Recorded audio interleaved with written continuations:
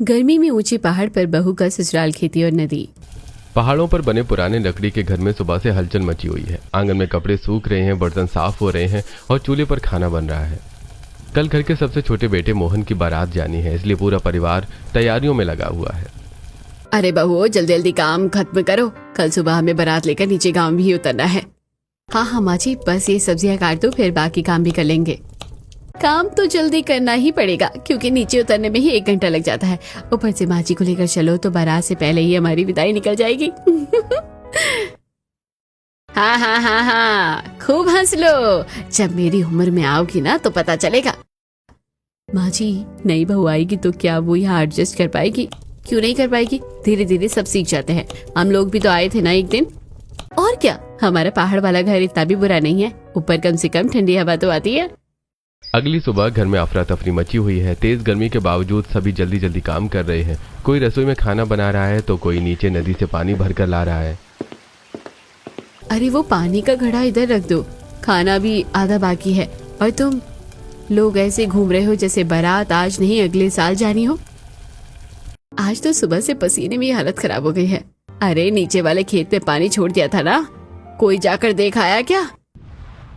अरे माँ, आज भी खेत की ही चिंता है। आज तो मोहन की बारात जानी है। खेती नहीं देखेंगे तो घर कैसे चलेगा बेटा, खेत ही तो हमारा सहारा है। घर के एक कोने में दूल्हा मोहन शादी के लिए तैयार हो रहा है। उसके बड़े भाई उसकी पगड़ी बांध रहे हैं। भैया, ऊपर वाले खेत की मेड़ देखी थी ना, बारिश हुई तो मिट्टी बह जाएगी। हाँ हाँ, कल ही ठीक कर दी थी। अरे आज तो शादी पर ध्यान दे दे, खेत कहीं भागे नहीं जा रहे हैं। मोहन के चेहरे पर हल्की मुस्कान आ गई। तभी रघुवीर सबको तैयार होते हुए देख रहे हैं। मेरे बच्चों और बहुओं ने इस घर को बहुत अच्छे से संभाला है। बस यही उम्मीद है कि आने वाली बहू भी इस पहाड़ वाले घर को अपना लेगी। जब ये चारों बहुएं इस घर को अच्छे से संभाल रही है तो वो भी धीरे धीरे इस घर को अपना ही बना लेगी। अब चले। थोड़ी देर बाद पूरा परिवार बारात लेकर पहाड़ से नीचे उतरने लगता है।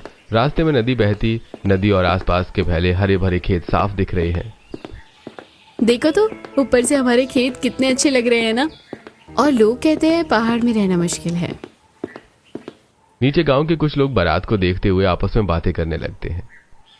पता नहीं कौन अपनी बेटी को इतनी ऊंचाई पर भेज रहा है, हमसे तो इस पहाड़ में रहना ना हो पाए। हमारी चिंता मत कीजिए, हम लोग वहाँ बहुत खुश हैं और आने वाले भी बहुत खुश रहेगी। और ऊपर इतनी गर्मी भी नहीं लगती है जितनी नीचे गांव में लगती है। अरे भाई, पहाड़ की जिंदगी आसान नहीं होती। मुश्किलें हर जगह होती है भैया, बस परिवार साथ होना चाहिए। आप लोग बातें बाद में करना, पहले गाड़ी में बैठो वरना मोहन की शादी का मुहूर्त निकल जाएगा और बेचारा दूल्हा बिना दुल्हन के बैठा रहेगा। बारात गाड़ियों में सवार होकर लड़के के घर की तरफ निकलती है। कुछ देर बाद जब बारात पहुंचती है तो ढोल बजते हैं, जोरदार स्वागत होता है। मोहन और नंदिनी 7 फेरे ले लेते हैं। पूरा परिवार खुशी से ये पल देखता है। आखिर हमारे छोटे भाई की भी शादी हो गई। हाँ, अब घर में एक और बहू आ जाएगी। सभी रस्में पूरी होते ही नंदिनी रोते हुए अपने घर वालों से गले मिली। बेटा घबराना मत, अपना ख्याल रखना।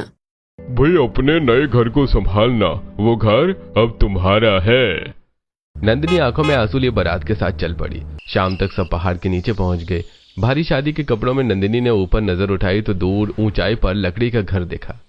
ये क्या, हमें ऊपर तक जाना है? हाँ, लेकिन तुम घबराओ मत, हम सब है ना तुम्हारे साथ। पहली बार में थोड़ा मुश्किल लगता है, फिर आदत हो जाती है। सभी बहुएं मिलकर नंदिनी को सहारा देते हुए पहाड़ के ऊपर की तरफ ले जा रही हैं। आप लोग रोज इतना ऊपर नीचे जाती हो? हाँ, अब तो आदत हो गई है, तुम्हें भी हो जाएगी। काफी देर बाद सब ऊपर पहुंचते हैं। नंदिनी थकी हुई सांस लेते हुए चारों तरफ देखती है। लकड़ी का घर, ठंडी हवा, पहाड़ों की शांति देखकर उसके चेहरे की घबराहट थोड़ी कम हो गई। अरे यहाँ तो नीचे गांव से काफी कम गर्मी लग रही है। कहा था ना, हमारा पहाड़ वाला घर सबसे अलग है। चलो बहू, अब यही तुम्हारा घर है। नंदिनी हल्का सा मुस्कुरा देती है। पूरा परिवार उसे लेकर घर के अंदर चला जाता है। थोड़ी देर बाद वो बाहर खड़ी होकर ठंडी हवा, दूर फैले खेत और नीचे बहती नदी को फिर से देखने लगती है। उसे देखकर चारों बहुएं भी नंदिनी के पास आ जाती हैं। यहाँ का माहौल नीचे गांव से बिल्कुल अलग है, यहाँ रहना बहुत मुश्किल होगा। शुरुआत में हमें भी ऐसा ही लगा था, फिर धीरे धीरे यही जगह हमें अपनी लगने लगती है। कुछ दिनों बाद नीचे गांव की गर्मी से भागकर वापस यहीं आओगी। इन पहाड़ों की तो यही खास बात होती है कि ये पहाड़ धीरे धीरे सबको अपना बना लेते हैं। बातें करते करते रात हो जाती है। थोड़ी देर बाद पूरा परिवार एक साथ बैठकर खाना खाने लगता है। सब थके जरूर हैं, लेकिन घर में अपनापन साफ महसूस हो रहा होता है। अरे नंदिनी बहू, थोड़ी और दाल ले लो। नहीं माँ जी, इतनी काफी है। अरे आज तो पूरा दिन भागदौड़ में निकल गया। लेकिन शादी अच्छे से हो गई, वही बड़ी बात है। नंदिनी चुपचाप सबको देखती है। घर में मोबाइल होते हुए भी कोई फोन में नहीं लगा होता। सब साथ बैठकर बातें और हंसी मजाक कर रहे हैं। कल से तुम्हें भी हमारी पहाड़ वाली जिंदगी की आदत डालनी पड़ेगी। थोड़ा मुश्किल तो होगा, पर मैं कोशिश करूंगी। मुश्किल है, लेकिन यहाँ अपना अलग ही सुकून है। रात का खाना खत्म होने के बाद सभी अपने अपने कमरों में चले जाते हैं। अगली सुबह मुर्गों की आवाज और ठंडी हवा के बीच नंदिनी की आंख खुलती है। अभी तो बाहर अंधेरा है, फिर भी सब लोग जाग गए। नंदिनी बाहर आकर समय देखती है। सुबह के सिर्फ 4 बजे होते हैं। आंगन में उसकी चारों जेठानियां पहले से जागकर अपने अपने काम में लगी हुई होती हैं। आप लोग इतनी सुबह क्यों उठ गए? अभी तो रात जैसी लग रही है। यहाँ पहाड़ में सूरज से पहले उठना पड़ता है।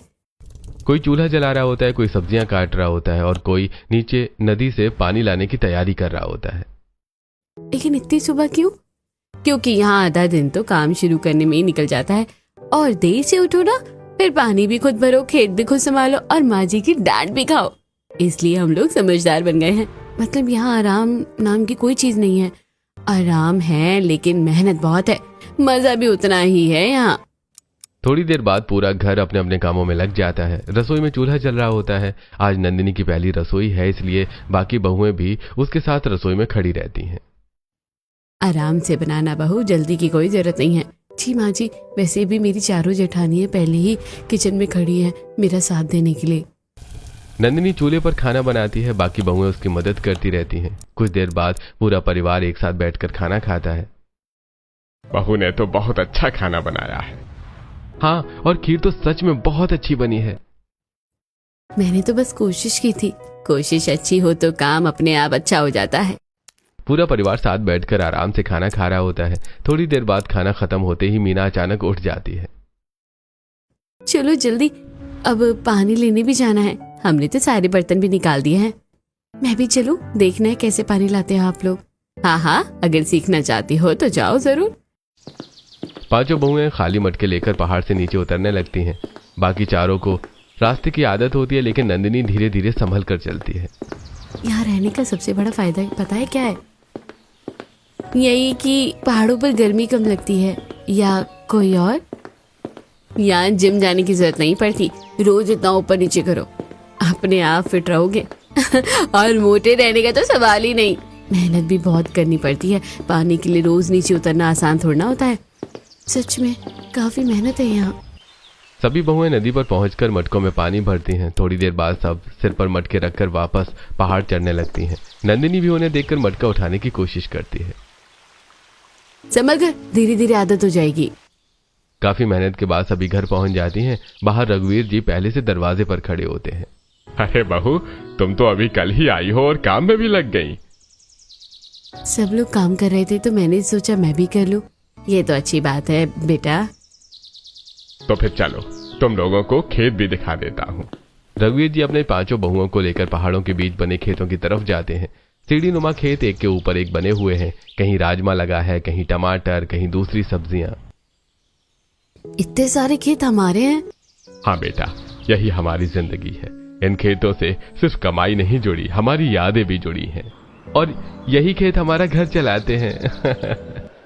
नंदिनी चुपचाप सीढ़ी नुमा खेतों को देख रही होती है। चारों तरफ हरियाली और ठंडी हवा चल रही होती है। पहाड़ की जिंदगी मुश्किल जरूर थी, लेकिन उस परिवार का अपनापन और मेहनत अब उसे समझ आने लगी थी। बेटा, सिर्फ घर का खर्च ही नहीं चलता इन खेतों से, ये तो हमारी पूरी जिंदगी है। सुबह से शाम तक पूरा परिवार यही मेहनत करता है। पहले ये खेत इतने अच्छे नहीं थे। पिताजी और माँ ने बहुत मेहनत की है इनको बनाने में। धीरे धीरे करके ये सब तैयार हुआ। सच कहूँ तो मैंने कभी नहीं सोचा था कि पहाड़ पर भी इतनी अच्छी खेती हो सकती है। शुरुआत में तो हमें भी यही लगता था। यहाँ के लोग और जगह बहुत अच्छी है, लेकिन कभी कभी लगता है मुश्किल भी होती होगी। लाइट चली जाती है, नेटवर्क भी नहीं आता है, फिर खेती और पानी का इतना काम, ये सब कैसे संभालते हैं आप लोग? उसका भी इंतजाम है। नीचे जो नदी है ना, वहां से छोटी छोटी नालियां बनाई है। हर खेत के लिए अलग रास्ता है पानी का। नीचे गांव में लोग पानी के लिए परेशान हो जाते हैं, लेकिन ऊपर वाले की दया से हमें कभी पानी की कमी नहीं हुई।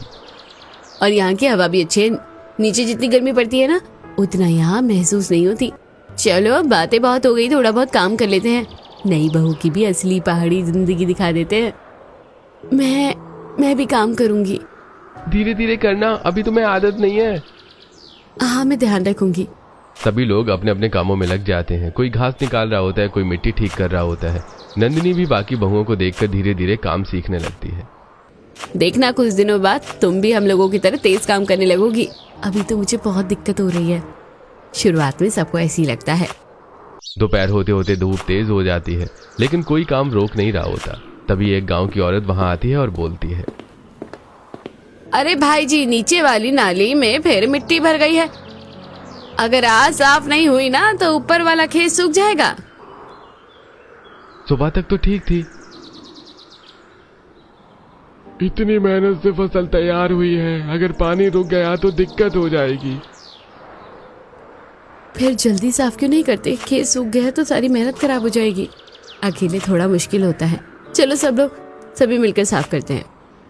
पूरा परिवार एक साथ नीचे नाली की तरफ जाने लगता है। पांचों बहुएं भी उनके साथ होती हैं। रमेश, उधर वाले पत्थर हटाओ। हाँ, और मिट्टी इधर जमा हो गई है। सभी लोग मिलकर नाली साफ करने लगते हैं। कोई हाथों से मिट्टी निकाल रहा होता है, कोई बड़े पत्थर हटाता है। आज तो सच में बहुत मेहनत हो रही है। पहाड़ में रहना इतना आसान थोड़ी ना है, लेकिन मजा भी आ रहा है। बस यही तो हमारी जिंदगी है। अब नाली साफ हो जाती है और पानी खेतों में जाने लगता है। खुश, आ गया पानी। हाँ चलो, अब खेत नहीं सूखेगा। भगवान का शुक्र है। सच में सबका साथ होता है तो काम जल्दी हो जाता है। यही तो परिवार की ताकत होती है। यहाँ हर काम मिलकर होता है। अब जल्दी घर चलते हैं, मुझसे तो खड़ा भी नहीं हुआ जा रहा। और घर पहुंचते ही फिर काम भी करना है। अब समझ आ रहा है कि आप लोग इतने फिट क्यों रहते हो। हमने पहले बोला था ना, यहाँ जिम की जरूरत नहीं पड़ती। धीरे धीरे पूरा परिवार वापस पहाड़ वाले घर की तरफ लौटने लगता है। सभी थक गए थे। पहले सब लोग नहा लो, फिर खाना खाएंगे। मेहनत तो बहुत है यहाँ, लेकिन उसका फल भी अच्छा मिलता है। अब समझ आ रहा है। समय धीरे धीरे बीतने लगता है। अब नंदिनी भी अपनी चारों जेठानियों के साथ खेतों में जाने लगी। वो सब सीख रही होती हैं। अब तो नई बहू पूरी पहाड़ी बन गई है। अभी बहुत कुछ सीखना बाकी है, लेकिन तुम जल्दी सीख रही हो। अब पांचों बहुएं मिलकर काम करती हैं। खेतों में भी उनके बीच हंसी मजाक चलता रहता है। नंदिनी अब उनकी अच्छी दोस्त बन चुकी थी। एक रात पानी भरकर लौटते समय रास्ते में हल्का अंधेरा होता है। पहाड़ की ढलान पर चलते हुए अचानक उसका पैर फिसल जाता है। समर का नंदिनी, कहीं चोट तो नहीं लगी? नहीं, लेकिन अब मुझसे नहीं हो रहा है ये सब। क्या हुआ? रोज पहाड़ चढ़ो, नीचे उतरो, पानी लाओ, इतनी मेहनत करो। शुरू में तो सब अच्छा लग रहा था, लेकिन अब समझ आ रहा है कि कितना मुश्किल है यहाँ रहना। धीरे धीरे आदत हो जाएगी। लेकिन क्यों? जब नीचे गांव के लोग आराम से रह सकते हैं तो यहाँ इतनी परेशानी उठाने की क्या जरूरत है? घर पहुंचने के बाद भी नंदिनी का मन शांत नहीं होता। रात में खाना खाने के बाद वो सावित्री के पास बैठ जाती है। माँ जी, एक बात पूछूं? हाँ बेटा, पूछो। आप लोग इतने सालों से यहाँ कैसे रह रहे हो? इतनी मेहनत, इतनी दिक्कत है, कभी मन नहीं किया कि नीचे जाकर रहने का? मुश्किल तो बहुत है यहाँ, लेकिन हर चीज के पीछे एक वजह होती है। तुम्हें पूरी बात नहीं पता अभी। आज से कई साल पहले नीचे गांव की हालत बहुत खराब हो गई थी। हर साल गर्मी बढ़ रही थी, बारिश कम होने लगी थी, खेत सूखने लगे थे। गांव में पानी की बहुत कमी हो गई थी। लोग परेशान रहने लगे थे। कई परिवार तो गांव छोड़कर शहर चले गए। सच में? हाँ बेटा, लोग कहते थे खेती में अब कुछ नहीं बचा। कई लोगों ने अपनी जमीनें बेच दी। लेकिन पिताजी नहीं माने। क्यों? क्योंकि मैं किसान का बेटा हूँ। मेरे बाप दादाओं की जमीन थी वो, मैं उसे छोड़कर कैसे चला जाता। लोगों ने बहुत समझाया था पिताजी को। रघुवीर की आंखों में पुराने दिनों की याद साफ दिखाई देने लगती है। अरे भाई सुनो वीरेंद्र, खेती में अब कुछ नहीं रखा, जमीन बेचो और शहर जाकर रहो। अरे तुम्हारे पास इतना पैसा है जिससे तुम्हारी जिंदगी आराम से कट जाएगी। मैं अपनी जमीन नहीं बेचूंगा। फिर क्या करोगे, सूखे खेतों में बैठे रहोगे? मैं किसान हूँ, खेती छोड़कर शहर में जाकर नहीं रह सकता। नंदिनी ध्यान से पूरी बात सुन रही होती है। तब तुम्हारे दादा ससुर ने पहाड़ वाली जमीन खरीदने का फैसला किया, लेकिन वहां तो कुछ भी नहीं रहा होगा। हाँ, सिर्फ पत्थर और जंगल। लोग पिताजी का मजाक उड़ाते थे। रघुवीर को पुराने दिन याद आने लगते हैं जब वो छोटे थे। अरे भाई, पागल हो गए हो क्या? पहाड़ पर कौन रहता है? अरे कल को वहीं फंस जाओगे। मेहनत करने वाला कहीं भी रह सकता है। हम सभी लोग डर गए थे शुरुआत में कि यहाँ जीवन कठिन होने वाला है, लेकिन मुझे भरोसा था कि मेहनत रंग लाएगी। धीरे धीरे पूरा परिवार उस पहाड़ पर रहने लगा। शुरुआत के दिन बहुत कठिन थे। पानी लाने के लिए बहुत दूर जाना पड़ता था। घर भी खुद ही बनाया था हमने। खुद बनाया? हाँ बेटा, एक एक लकड़ी जोड़कर। तुम्हारे ससुर जी सुबह से शाम तक काम करते रहते थे।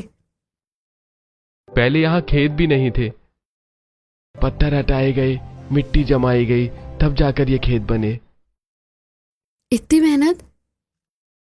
मेहनत थी, लेकिन उम्मीद भी थी। पूरा परिवार चुपचाप रघुवीर की बातें सुन रहा होता है। मैंने हमेशा सोचा, अगर हम लोग यहां टिक गए ना, तो आने वाले समय में यही जगह हमारा सहारा बनेगी। और वही हुआ। नीचे गांव में लोग पानी के लिए परेशान रहते हैं, लेकिन यहाँ हमारे खेत हर साल अच्छे होते जा रहे हैं। मुश्किलें आज भी है, सुकून भी है यहाँ। मैं शायद जल्दी घबरा गई थी। नई जगह में सबको समय लगता है। हमें भी शुरुआत में लगता था कि हम नहीं रह पाएंगे यहाँ, लेकिन अब नीचे गांव में 2 दिन रह लो तो वापस पहाड़ याद आने लगता है। अब समझ आ रहा है कि आप लोग इस जगह से इतना प्यार क्यों करते हैं। बेटा, जगह अच्छी या बुरी नहीं होती, साथ रहने वाले लोग अच्छे होने चाहिए। और मेहनत से डरना नहीं चाहिए। अब मैं भी सीख जाऊंगी, बस यही चाहिए। रात काफी हो चुकी होती है। पहाड़ों के बीच ठंडी हवा चल रही होती है। पूरा परिवार वहीं बैठा बातें कर रहा होता है। अब नंदिनी के चेहरे पर पहले जैसी घबराहट नहीं होती। कल सुबह फिर जल्दी उठना है और पानी भी भरने जाना है। अब तो आदत डालनी ही पड़ेगी। अरे बस ऐसे ही मिलकर रहो, यही इस घर की असली ताकत है। घर शांत दिखाई दे रहा था, लेकिन उसके अंदर बैठे लोग अपने संघर्ष और मेहनत के साथ एक दूसरे का सहारा बने हुए होते हैं। रघुवीर की बातें सुनते सुनते नंदिनी चुप हो जाती है। तभी गोपाल पुराने दिनों की बातें याद करते हुए हल्का मुस्कुराता है। दादाजी और पिताजी जब पहाड़ वाली जमीन खरीद कर आए थे ना, तब पूरे गांव ने हमारा खूब मजाक उड़ाया था। क्या कहते थे लोग? कोई कहता था कि ये लोग पागल हो गए हैं। रिश्तेदार तक बोलते थे कि इतनी मुश्किल जगह पर कौन रहता है। रघुवीर को अपने पुराने दिन याद आने लगते हैं। उस समय पहाड़ पर सिर्फ पत्थर, झाड़ियां और टूटी जमीन थी। अरे भाई वीरेंद्र, इतनी अच्छी जमीन छोड़कर यहाँ जंगल में रहने आ गए? अरे कल को पानी के लिए तरसोगे। अरे शहर जाकर आराम से रह सकते थे, लेकिन नहीं, इन्हें पहाड़ पर खेती करनी है। मेहनत करने वाले आदमी कहीं भी जा सकता है। अरे अच्छा, फिर यहीं रहकर दिखाओ पूरी जिंदगी। उसके बाद दादाजी अपनी जमीन हमें देकर इस दुनिया से चले गए, ताकि हमारा परिवार भूखा न रहे, क्योंकि उन्हें पता था कि उनके खून में कड़ी मेहनत है और हार मानने वालों में से हम नहीं है। शुरुआत में सच में बहुत मुश्किल थी। बरसात में रास्ते टूट जाते थे। कई बार खाना बनाने तक की दिक्कत हो जाती थी, लेकिन पिताजी रोज सुबह उठकर काम में लग जाते थे। रघुवीर अपने हाथों से पत्थर हटाते, मिट्टी बराबर करते और लकड़ियां ढोते हुए आने लगते हैं। अरे रघुवीर, ये पहाड़ खेत नहीं बनने वाला, मैंने छोड़ दो। आज नहीं तो कल बनेगा जरूर। धीरे धीरे रघुवीर और उनके परिवार ने पहाड़ पर छोटा सा लकड़ी का घर बनाया, फिर पत्थर हटाकर सीढ़ीनुमा खेत तैयार किए। दिन भर काम करते थे हम लोग, रात को शरीर दर्द करता था। लेकिन जब पहली बार खेत में फसल होगी ना, तब पिताजी की खुशी देखने वाली थी। नीचे गांव वाले भी देखने आए थे। गांव के वही लोग खेतों को देखकर हैरान रह गए थे। अरे भाई, सच में खेती हो गई यहाँ? इतना अच्छा राजमा कैसे उगा लिया? मेहनत से। उसके बाद धीरे धीरे लोगों का मजाक भी बंद हो गया। और अब वही लोग कहते हैं कि पहाड़ पर रहना समझदारी है। मतलब शुरुआत में किसी ने साथ नहीं दिया। बहुत कम लोगों ने, लेकिन हमें खुद पर भरोसा था। और आज देख लो, खेत भी है, पानी भी है और सुकून भी है। नीचे गांव में लोग गर्मी से परेशान रहते हैं, यहाँ कम से कम ठंडी हवा तो मिलती है। अब समझ आ रहा है कि आप लोग इस जगह को छोड़ना क्यों नहीं चाहते थे। बेटा, इंसान जहां अपनी मेहनत लगाता है ना, उससे लगाव अपने आप हो जाता है। रात काफी हो चुकी होती है, पहाड़ों के बीच ठंडी हवा चल रही होती है, पूरा परिवार बाहर बैठा बातें कर रहा होता है। बेटा, बस एक बात हमेशा याद रखना। कौन सी बात पिताजी? ये पहाड़ वाला घर कभी मत छोड़ना। ये खेत, ये नदी, यही हमारी पहचान है। तुम्हारे पिताजी ने अपनी पूरी जिंदगी लगा दी यहाँ। बहुत मुश्किल से ये सब बनाया है हमने। बस चाहता हूँ कि आने वाले लोग भी इसे संभाल कर रखें। मैं भी कितनी गलत सोच रही थी। नई जगह को समझने में थोड़ा समय लगता है। हमें भी शुरुआत में बहुत दिक्कत होती थी। अब नीचे गांव में 2 दिन रह लो तो पहाड़ याद आने लगता है। उस रात नंदिनी देर तक जागती रहती। अब उसे समझ आने लगा था कि परिवार वहां सिर्फ जिद से नहीं, बल्कि उस जगह से गहरे लगाव की वजह से रह रहा है। अगली सुबह गर्मी बहुत बढ़ जाती है। नीचे गांव में पानी की परेशानी और बढ़ चुकी होती है। कई खेत सूखने लगे होते हैं। नीचे गांव की हालत ठीक नहीं लग रही है। इस बार गर्मी बहुत ज्यादा पड़ रही है। कई घरों में पानी खत्म हो गया होगा। हमारे पास जो सब्जियां हैं उनसे थोड़ा बांट देते हैं। हाँ माँ जी, मदद करनी चाहिए। पूरा परिवार खेतों में लग जाता है। कोई टोकरी में टमाटर भर रहा होता है, कोई लौकी निकाल रहा होता है और कोई राजमा की बोरियां बांध रहा होता है। ये वाली टोकरियां नीचे गांव में भेज देंगे और पानी के बड़े ड्रम भी भर दो। अरे ध्यान से भरना, नीचे लोगों को जरूरत होगी। थोड़ी देर बाद नीचे गांव के लोग धीरे धीरे उनके घर आने लगते हैं। सभी के चेहरों पर परेशानी साफ दिखाई दे रही होती है। बहन, थोड़ा पानी मिल जाता क्या? नीचे तो हालत बहुत खराब है। जितना चाहिए ले जाओ, शर्माने की कोई जरूरत नहीं है।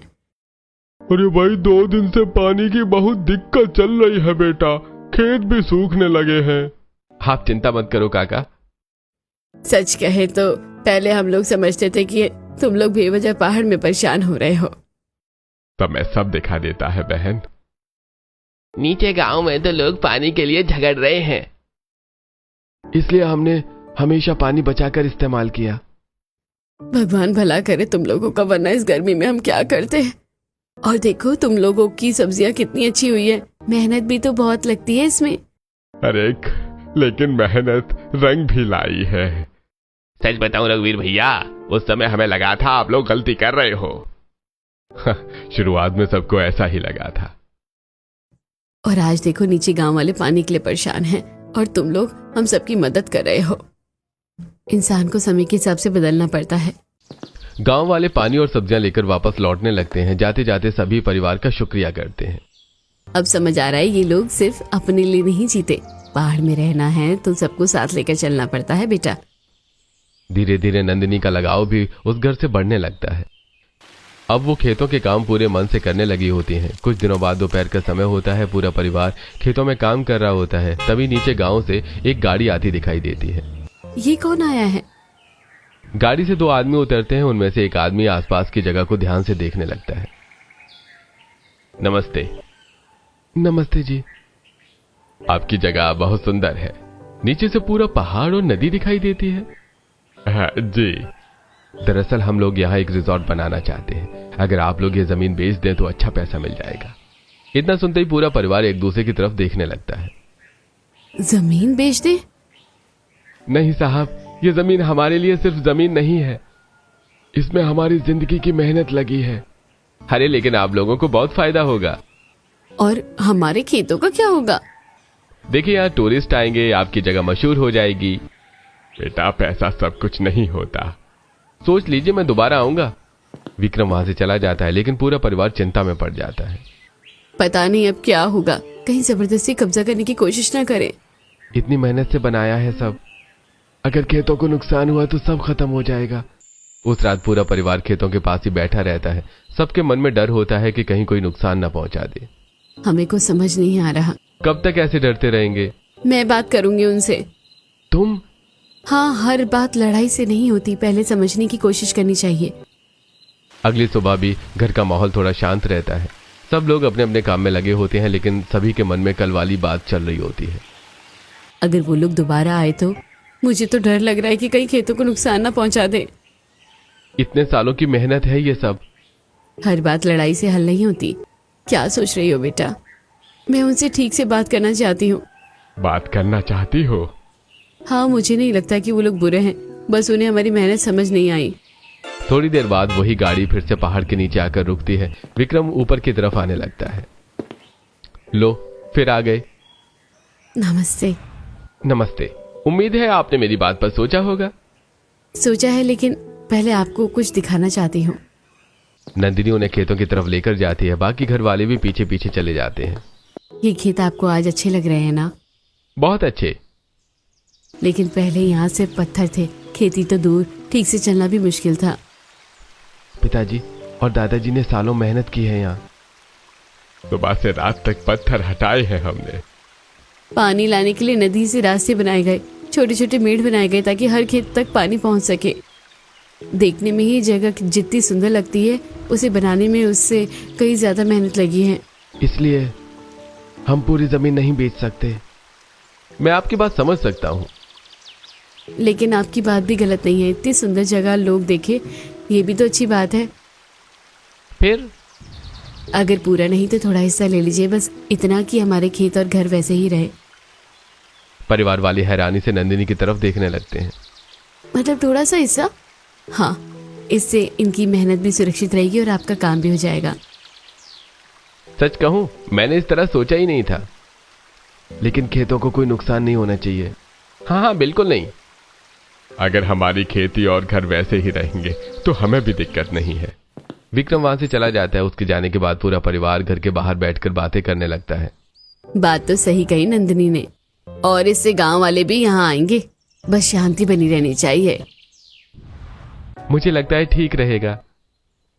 हमारी नई बहू समझदार निकली। कुछ महीनों बाद पहाड़ किनारे छोटा सा सुंदर रिसोर्ट बन जाता है। लकड़ी का वो रिसोर्ट पहाड़ों के बीच बहुत खूबसूरत दिखता है। अब दूर दूर से लोग वहां आने लगे होते हैं। खेत और पहाड़ी घर देखकर कई लोग हैरान रह जाते हैं। अरे भाई, पहाड़ पर ऐसी खेती मैंने पहली बार देखी है। और यहाँ की हवा कितनी अच्छी है, नीचे तो इतनी गर्मी थी। यहाँ शाम को और ठंडक हो जाती है। गांव वाले भी अब उस जगह को देखकर खुश होते हैं। याद है पहले लोग कहते थे पहाड़ में कैसे रहेंगे, और आज लोग घूमने आ रहे हैं यहाँ। अरे भाई, मेहनत कभी बेकार नहीं जाती। पहले सिर्फ यहाँ पत्थर थे, अब देखो कितनी तरक्की हो गई है। मेहनत तो पूरी फैमिली ने ही की है। अब आपको पहाड़ वाली जिंदगी अच्छी लग रही है ना? रिसोर्ट बनने के बाद भी परिवार की जिंदगी पहले जैसी ही रहती है। सुबह खेतों में काम, दोपहर में सब्जियां और शाम को पूरा परिवार साथ बैठकर खाना खाता है। अब हमारी सब्जियां भी जल्दी बिक जाती है। और लोग खेती सीखने भी आने लगे हैं। पहले मुझे लगा था यहाँ सिर्फ मुश्किलें हैं, और अब लगता है इससे अच्छी जगह शायद कहीं नहीं है। शाम का समय होता है। पहाड़ों के बीच ठंडी हवा चल रही होती है। पूरा परिवार घर के बाहर बैठा होता है। देखा, मैंने कहा था ना, ये जगह कभी मत छोड़ना। अब तो लोग यहाँ आने का सपना देखते हैं पिताजी। और सबसे बड़ी बात, हमारा परिवार आज भी साथ है। अभी पहाड़ वाला घर भी सिर्फ आपका नहीं, मेरा भी है। अब तो तुम पूरी पहाड़ी बन गई हो। पहाड़ों के बीच बना वो छोटा सा घर अब सिर्फ रहने की जगह नहीं रह गया। वो मेहनत, परिवार और अपनेपन की पहचान बन चुका होता है।